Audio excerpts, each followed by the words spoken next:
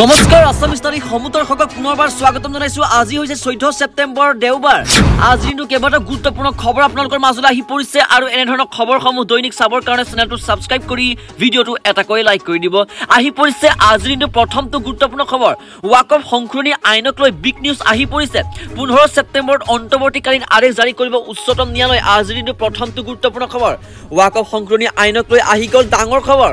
15 ছেপ্টেম্বৰত অন্তৰ্বৰ্তীকালীন আদেশ জাৰি কৰিব উচ্চতম ন্যায়ালয়ে। তিনিটা মূল বিষয়ৰ ওপৰত ভিত্তি কৰি প্ৰদান কৰিব এই আদেশ। ওয়াকফ সংশোধনী আইনক লৈ 22 মেত জাৰি কৰা হৈছিল স্থগিতাদেশ। মুখ্য ন্যায়াধীশ বি.আৰ. গাভাই বিচাৰপীঠে গ্ৰহণ কৰিছিলে এই শুনানি। ওয়াকফত অন্তৰ্ভুক্ত হোৱা সম্পত্তি চূড়ান্ত শুনানি নোহোৱালৈকে ডিনটিফাই কৰাক লৈ আদেশ জাৰি কৰিব ন্যায়ালয়ে। আজি দিনটো আন এক গুৰুত্বপূৰ্ণ খবৰ আপোনালোকৰ মাজলৈ আহি পৰিছে। দেশত নিযুক্তি দিয়া হ'ল প্ৰথমগৰাকী এআই মন্ত্ৰী। দায়লা হ'ব প্ৰথমগৰাকী এআই মন্ত্ৰী। দুৰ্নীতি কৰিলে দিয়া হ'ব ভয়ংকৰ বিপদ। এই মুহূৰ্তৰ আজি দিনটো আন এক গুৰুত্বপূৰ্ণ খবৰ অসমৰ প্ৰত্যেকগৰাকী জনসাধাৰণৰ কাৰণে আহি পৰিছে। এখন নিযুক্তি দিয়া হ'ল প্ৰথমগৰাকী এআই মন্ত্ৰী। দায়লা হ'ব প্ৰথমগৰাকী এআই মন্ত্ৰী। দুৰ্নীতি কৰিলে হ'ব ভয়ংকৰ বিপদ। দুৰ্নীতি ৰোধ কৰিবলৈ আহি গ'ল নতুন প্ৰক্ৰিয়া। চৰকাৰৰ মন্ত্ৰী পৰিষদত সংযোগ হ'ল নতুন বিভাগ। শিপাৰ সৈতে উভালি পেলোৱা হ'ব দুৰ্নীতি। দুৰ্নীতি মোকাবিলা কৰিবলৈ চৰকাৰে নিযুক্তি দিছে এআই মন্ত্ৰী প্ৰথমগৰাকী। এজন এজনকৈ বিচাৰি উলিওৱা হ'ব দুৰ্নীতি জড়িত ব্যক্তি। সাৰি নাযাব ডাঙৰ ডাঙৰ দুৰ্নীতি পৰায়ণ বিষয়াও। চৰকাৰৰ সকলো হিচাপ নিকাচ পৰীক্ষা কৰিব এতিয়াৰ পৰা দায়লাই। নথি পত্ৰ সংৰক্ষণৰ কৰা দায়িত্বও থাকিব এআই মন্ত্ৰী দায়লাৰ হাতত। প্ৰযুক্তিৰ জৰিয়তে চৰকাৰে বাছি উলিয়াব অপৰাধীক।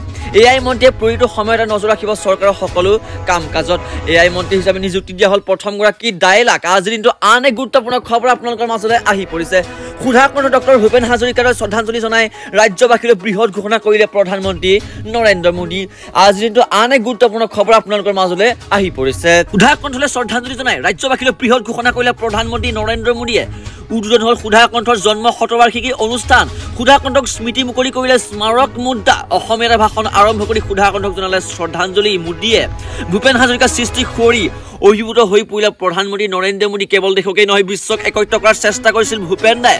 সুধাকণ্ঠক ভূপেন দা বুলি সম্বোধন কৰি প্ৰধানমন্ত্ৰী নৰেন্দ্ৰ মোদী দেখুৱালে অভূতপূৰ্ব প্ৰেম। মোবাইললৈ ফ্লাছ জ্বলাই সুধাকণ্ঠক জনালে শ্ৰদ্ধাঞ্জলি। আজি দিনটো কেইবাটাও গুৰুত্বপূৰ্ণ খবৰ আপোনালোকৰ মাজলৈ লৈ আহিলোঁ আৰু এনেধৰণৰ খবৰসমূহ নিতৌ চাবৰ কাৰণে চেনেলটো ছাবস্ক্ৰাইব কৰি ভিডিঅ'টো এটাকৈ লাইক কৰি দিব। ষ্টুডিঅ'ৰ পৰা মই শুভ বৰাই বিদায় লৈছোঁ। ধন্যবাদ। জয় আই অসম, জয় হিন্দ।